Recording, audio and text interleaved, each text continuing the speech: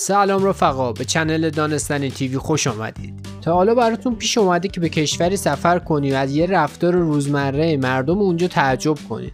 خب قطعا میدونید که هر کشوری آداب و رسوم خاص خودشو داره.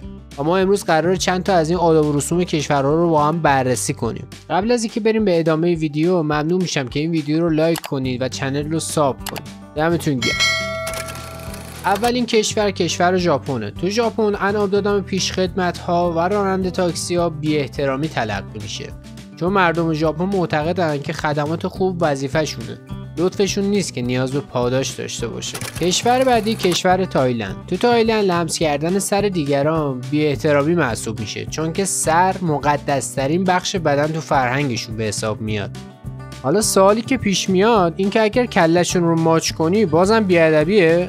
آخه ما عادت داریم بگیم ماچ به کلت. حالا تو هند غذا خوردن با دست چپ بی‌ادبیه. چرا؟ چون معتقدن که از دست چپ فقط برای کارهای غیر پاکیزه باید استفاده شه. منظورش همون WC و شستشو ایناست دیگه. تو کره جنوبی هم برای دادن یا گرفتن چیزی از یک بزرگتر حتما باید از هر دو دست استفاده کرد، وگرنه بی احترامیه. من نمیدونم چرا این کشورها اینقدر با اعضای بدنشون درگیرن. و اما عجیب ترین آداب میرسه به ایتالیا. تو ایتالیا اگر روی پیتزا سس کچاپ بریزید براشون عجیبه و بی احترامی به حساب میارن. داداش حقیقتا ما پیتزا با سس نمیخوریم، ما سس رو با پیتزا میخوریم.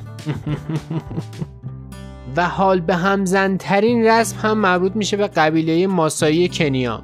اعضای این قبیله قبل از دست دادن به هم کف دستشون رو تفمالی میکنن و بعد دست میدن. شاید باورتون نشه ولی این حرکت رو حتی با نوزادها و تازه عروس‌ها هم انجام میدن و معتقدن که این کار خوشیومنی میاره. فکر کن اگه گلشون خلطی باشه چی؟